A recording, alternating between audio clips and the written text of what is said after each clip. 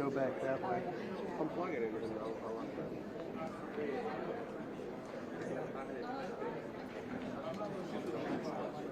This is Omar, by the way. He's a good dude.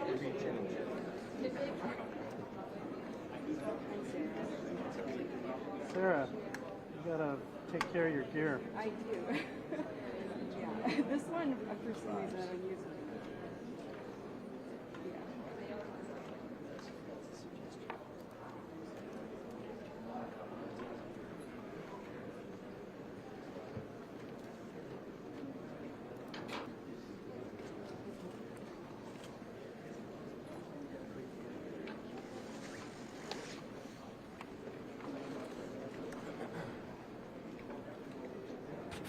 Mic check. Mic check. 1 2 1 2.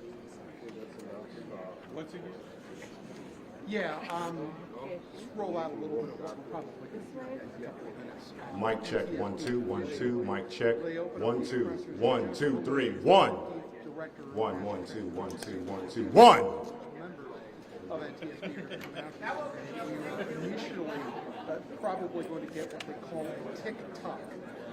What that is, not the social media app, of course.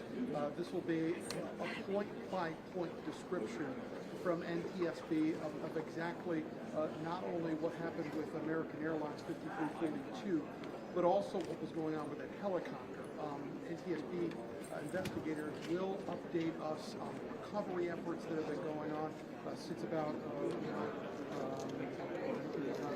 18 hours ago. And then we are also going to get a picture of what the way forward here looks like. And remember, we are only in the early stages of this recovery. They are still pulling victims out of the Potomac River. Now, what we did hear recently was a statement by D.C. Delegate Eleanor Holmes on the Congressional Aviation Committee. We're here 2 minutes? 3 minutes. 3 minutes. We're being told this is going to be 3 minutes from right now. What Delegate Norton had said was, to her information on the Congressional Aviation Committee, was that the black box flight recorder in her words had not been recovered yet. Now, what we do know from some of the preliminary briefings that have gone on was that the fuselage of this aircraft broke into 3 different parts. So this is one of the primary things that investigators try to do when they are responding to major aircraft disasters like this. Not only the recovery of the victims from the Potomac River, but also getting hold of that flight data recorder and being able to go through the telemetry in that to be able to discern exactly what was going on prior to this mid-air collision and then what happened in the immediate aftermath afterwards. So again, we do not know what we do not know. The press conference has not occurred yet, but certainly these are all going to be major points of the presentation today as we move forward here with what these federal aviation investigators are looking at, what they have looked at, and what they're going to be looking for in the future. Back to you.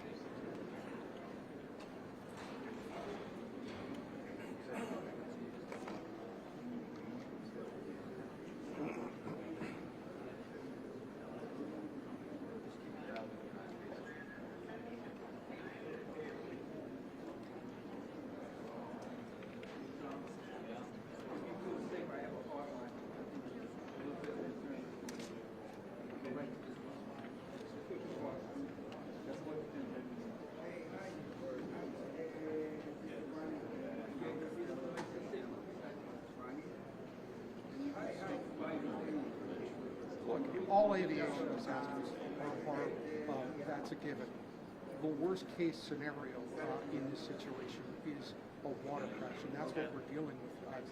Years ago, I had gone to an FAA facility in Potomac, New Jersey, and worked with some of the FAA and NTSB investigators, and they have a laboratory there where they actually will go and train investigators on how to decipher exactly what happened in an airline disaster.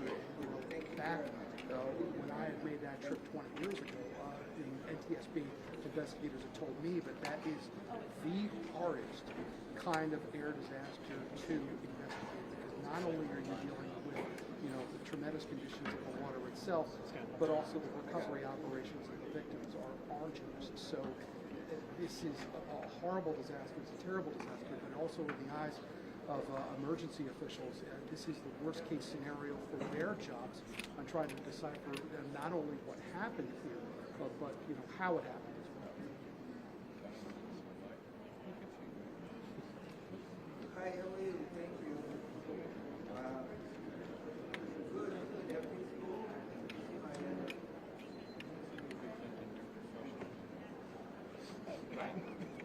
Stand by. I'm gonna sit down right now because we're about to begin. I can.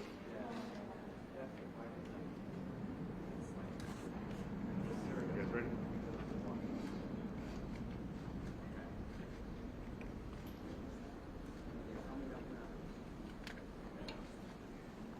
From Chapman.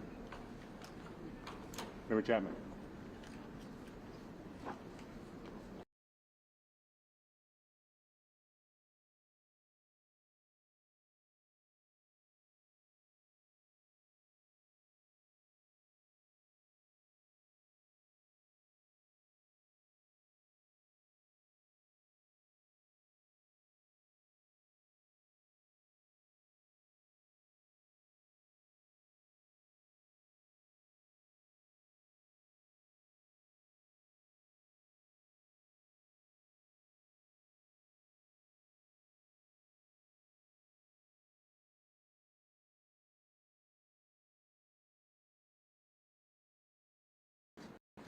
I want to start by expressing our deepest condolences, our sympathies on behalf of the entire board for those who lost loved ones in this terrible tragedy.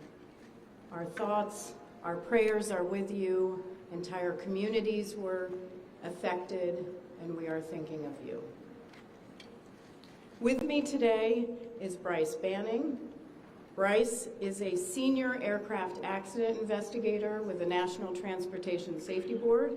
He's also going to serve as our investigator in charge of this investigation. Also with me today is the entire board. We have Todd Inman, member Todd Inman. Todd is going to serve as the board member on scene, the spokesperson for this investigation. All of the board members will be here. We have Vice Chairman Alvin Brown, member Mike Graham, who lived in Wichita for 20 years, and we also have member Tom Chapman. The NTSB's headquarters is just a mile from here. And so we are all here because this is an all-hands on-deck event. And we're here to assure the American people that we are going to leave no stone unturned in this investigation. We are going to conduct a thorough investigation of this entire tragedy, looking at the facts. Now, with that, I want to level set. When we go to the scene, and we were here last night, we allow the responders to do their important safety mission, which in this case was search and rescue and recovery. We stand back to allow them to do their important safety mission. And so this, for us, is our first full day on scene with our entire crew coming together. We have about nearly 50 people on scene, and in addition to our resources back at headquarters in our labs and throughout the agency. So with that said, we are not going to get into specific facts in this press conference. I want to level set here. We're going to get into our investigative process. As we are able to confirm factual information, we will provide that. I do want to say this is a whole of government effort. I was able to brief, along with others, the President of the United States and the Vice President this afternoon. I want to thank them for their leadership, for their tremendous support of the NTSB, for our investigators, and for the responders that are on scene doing an important mission. I also want to thank Secretary Sean Duffy, who I was communicating with early on after we first got word of this tragedy. We've been working together throughout the day, along with his team at the DOT and within FAA. I also want to thank Secretary Pete Hegseth, who was also integral in working with us today. Chris Rocheleau, the acting administrator of the Federal Aviation Administration. We've heard from many members of Congress on both sides of the aisle, and so I will say this is a tremendous, one more time, whole of government effort. I also want to take a moment and thank the many, many responders that have been on scene. It has been an incredible effort, and I will have a full list that I will provide, that we will provide tomorrow, but for all their work. With that, I'm going to turn it over to Member Inman for additional remarks.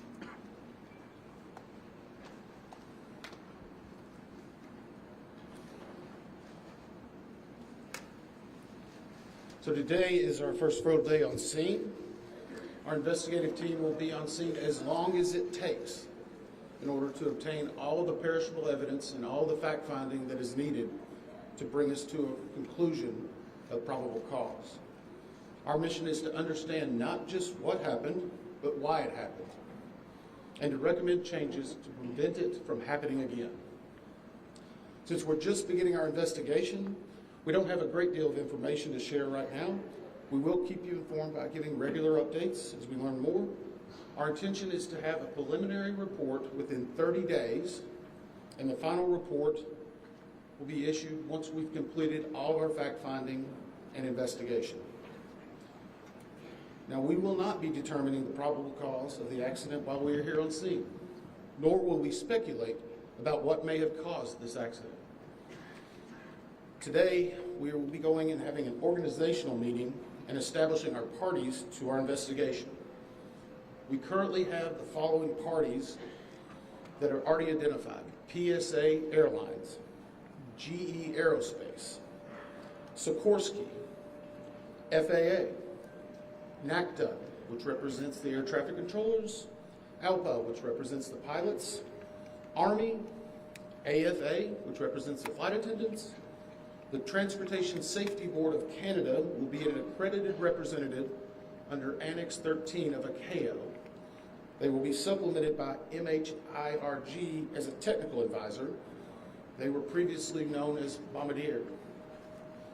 The NTSB offers this party status to those companies, government agencies, and associations that have employees, activities, or equipment involved in the accident. We offer that because they will provide technical expertise and relevant information supporting the development of the best possible factual record. Once they join this investigation, they are not permitted to release documents or talk publicly about the investigation without the consent of the NTSB. So I want to stress this. It is only the NTSB that will provide information related to this investigation, with one exception. Regarding the fatalities that occurred, that notification will be handled by the DC medical examiner. We will not be discussing fatalities or names. That will be handled by them as the proper authority. So we want to talk a little bit about our process. We will analyze the facts and determine the probable cause of the accident, and then issue a report of those determinations. I also want to talk a little bit about some additional people that are here with us, and they're very important to us, and that is our family assistance group. Later today, we will be briefing the families. We normally try to do this before a media event, but in this case, they're still arriving. Our family assistance specialists are already working closely with local officials and others to help assist them in their efforts to support everyone that's affected by this accident. And let me just reiterate what the chair said. A loss of life in an aviation accident is very unusual in the United States, and our heartfelt sorrow goes out to everyone that's affected. It affects us, it affects everyone around us. There are a lot of people hurting today. We will help find out what happened. We will do it factually, and we will do it accurately. As part of this, we're going to be standing up some specific working groups. Those working groups will be operations. They will be looking at the history of the accident flight and crew members' duties for as many days before the crash as appears relevant. We'll be forming a structures group, which will be the documentation of the airframe wreckage and the accident scene, including calculation of impact angles to help determine the plane's pre-impact course and altitude. We'll have a power plants group. They will do the examination of the engines and the engine accessories. We'll have a systems group. They will study the components of the plane's hydraulic, electrical, pneumatic, and associated systems, together with the instruments and elements of the flight control system. We'll have an air traffic control group. They will do reconstruction and review of air traffic control systems provided to and including acquisition of pertinent flight track surveillance information, what you might typically think of as radar or ADSB, along with controller pilot communications. We will also have a survival factors group. They will be doing the documentation of impact, forces and injuries, community emergency planning, and all crash and fire rescue efforts. Also, due to the unique nature of this crash, we will be having a helicopter group as well. Lastly, we will have a human performance group, and this will not be its own group. It will actually be a part of the operations, air traffic control, and helicopter groups. They will study the crew performance and all before the accident factors that might be involved in human error, including fatigue, medication, medical histories, training, workload, equipment design, and work environment. Now we're going to take a few questions, but I will again stress, we don't have a lot of information now. We will continue to gather that. We will try to release it as we can, but we will only talk about the facts of the case that we know right now. So I'm going to ask, we're calling a few people. I'm going to ask that you state your name and affiliation. James Matthews from Sky News. So we've heard from President Trump today talking about DEI hiring policies within the FAA and associating that with the cost of this accident. What do you say to that? Well, unfortunately, I didn't hear the remarks. I was briefing House and Senate members, but I believe, Chair, would you like to take that? As part of any investigation, we look at the human, the machine, and the environment. So we will look at all the humans that were involved in this accident. Again, we will look at the aircraft, we will look at the helicopter, we will look at the environment in which they were operating in. That is standard in any part of our investigation. I'll turn it back. Chair, can I ask you, has the flight data recorder been recovered yet? And what is the difficulty in a water disaster like this, which presents a very difficult environment for your investigators and the people out on the water? Well, the question was on the flight data recorders. And we have not recovered the flight data recorders yet. We know they're there. They are underwater. This is not unusual for the NTSB. We have many times recovered flight data recorders in water. We have our lab right here that is about a mile from the NTSB, so it's not unusual. And once we get those, we'll be able to get those read and information from them to be able to provide further information to you. I'm going to turn it back over to Member Inman. Hey there, Brother Henry with CBS News. Earlier today, Defense Secretary Pete Hegseth said a mistake was made last night. Based off of you all's initial investigations and preliminary findings, have you all been able to tell whether this was human error or mechanical failure? The question was, has there been human error or mechanical failure? We don't know what we know just yet. We do not know enough facts to be able to rule in or out human factor, mechanical factors. That is part of the NTSB investigative process, and where all of these groups will come together. It's one of the reasons why the NTSB is known as the gold standard. We will take the time that's necessary, but I'd also like to reiterate, if we find something that is a significant issue that warrants immediate action, we will not hesitate to make those recommendations and make them public. We have a good track record on that, and we want to continue doing so. Sir? Well, Sir Tom Costello with NBC News. Does it hurt your investigative process, maybe for the chairman, does it hurt your investigative process to have the president already suggesting possible causes here as you try to keep an open mind and begin this investigation? Tom, with all due respect, I think the press also likes to state what probable cause is before we get to the probable cause. So what I'm going to say is you need to give us time.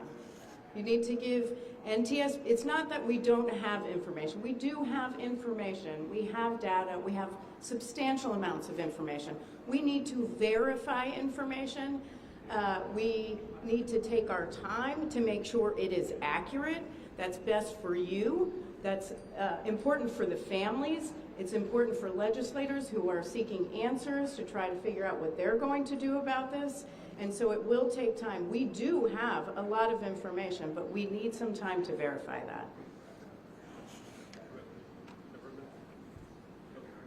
Yeah, Member Chase Williams with Fox Business. I'm wondering about the conditions in the tower last night. Were there any performance issues in the past with any of these controllers? Anything of that? The question is about controllers. As I said, we are just now forming the groups.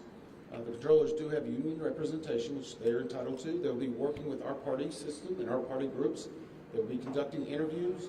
Those interviews will need to be analyzed, transcribed, and other team members will need to look over it.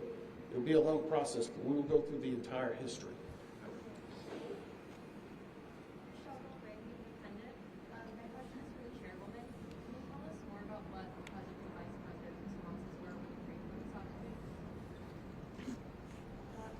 So the question was about my briefing for the president and the vice president.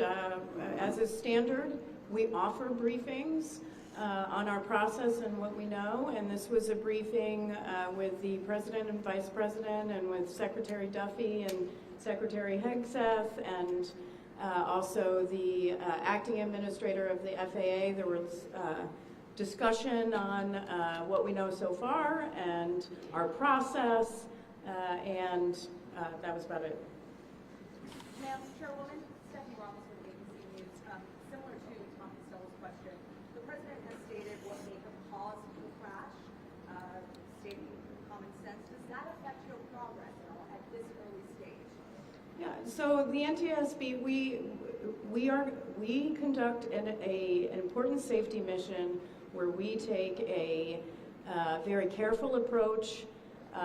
I'm sorry, the question was on speculating during investigations, which is we often hear about.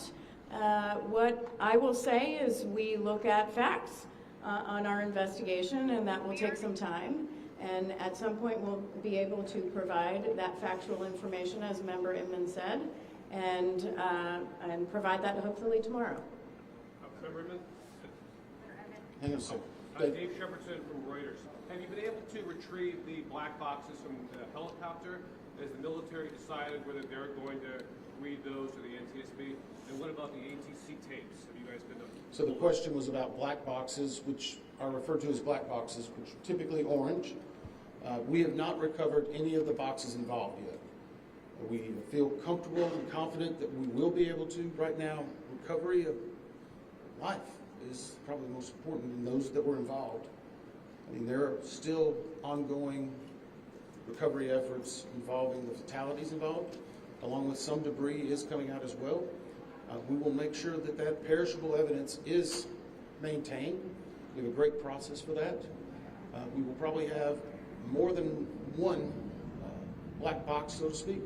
It's our understanding that the Sikorsky helicopter is equipped with some form of recording devices, and those will be read either by the DoD or by us. We have a good starting relationship with them, and we've already made agreements in order to be able to do that. So I feel comfortable in what we're going to be doing. The other question was about air traffic control. We received a very large package of information from the FAA at about 3 a.m., I believe, this morning. That is still being reviewed and analyzed. I would say there's a lot more information that usually comes in that than what you may find online and people might speculate about. And that is part of that overall process where we take the time to get the information correct and to make sure all the parties are engaged and involved and can fact check that information. One. Dave Cohen from CNN. Can you tell me if the NTSB has reviewed this FAA internal report that has been cited by the New York Times indicating that the controller that was on duty at the time of the crash was doing a job that's usually done by two people? We have not reviewed any specific reports about the controllers at this time, at least from the leadership team. Our investigators are continuing to pull all that information. Their personnel records, their files, where they were at, whether they were fatigued, all that information will be part of that investigative process. But right now we can't speculate on anything that may have been reported in the media until we get the opportunity to validate and understand how it impacts the investigation. We're going to take just a few more questions. Sir? Yes, Oren Khan, Beaver Magazine. What's the process and logistics like of bringing the families in? Are they coming into the airport? And how are you going to sort of do the sensitivity of bringing them to the place where this tragedy happened? So the question is about the families. And many of those families are still en route. Some are still being notified from both the military and from the commercial crash. There is a family assistance facility that's being stood up by American and PSA Airlines in Bethesda, Maryland. They've already been working on that, standing it up. Our team from our disaster assistance team has also been coordinating with them. We plan on briefing them. It is customary that at some point, if the families wish to go to part of the accident site, that we would arrange such a thing, but it will only be when we know that it's safe, we have the correct perishable evidence, and we can do it in the proper modesty that should be for those family members. It will be a little bit of a process, but it will take some time. Sir, to follow up on the air traffic control system. No. Sir, are you? I know that Marielle Fairburn with DC News now. We heard from some witnesses that they saw people were able to come down the slides of the plane. Has there been any indication that people made it off the plane to the other? Well, again, we will not speak to the fatalities. The D.C. medical examiner will, but I think the D.C. fire chief this morning very succinctly said correctly that we believe there are no survivors. Were they off the plane? Like, did they even get out of the plane? Last question. Sir, Victoria Sanchez. So, hang on one second. Right now, we're going through the debris fields. Nothing we've seen would indicate that maybe slides or chutes were deployed. It was a very quick, rapid impact. But we've seen nothing in that regard so far from the evidence we had, but we still need to verify all of that information. One more question? Victoria Sanchez, thank you. Sure. Are you going to be looking at the family member's cell phone? Go ahead.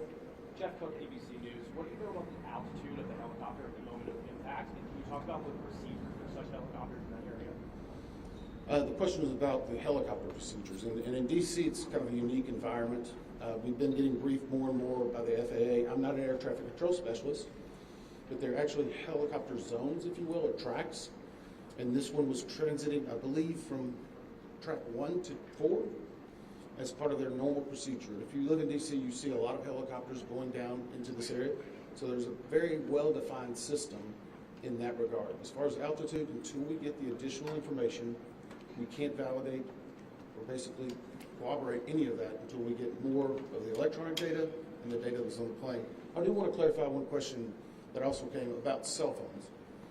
You know, in today's age and time, a lot of electronics and other devices do contain a lot of different information.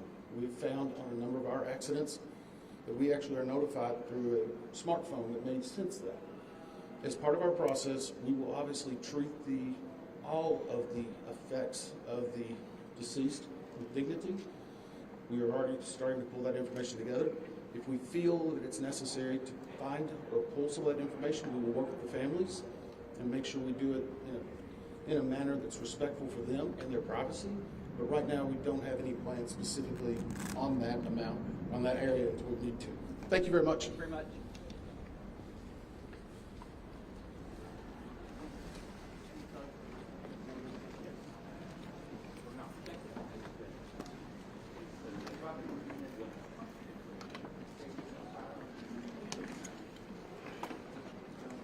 For further updates on media briefings and other developments, please follow on X or Twitter at NTSB_newsroom.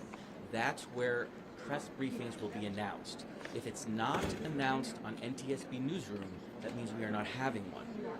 Oftentimes there are other press conferences during the day, but only NTSB press conferences will be announced on at NTSB_newsroom.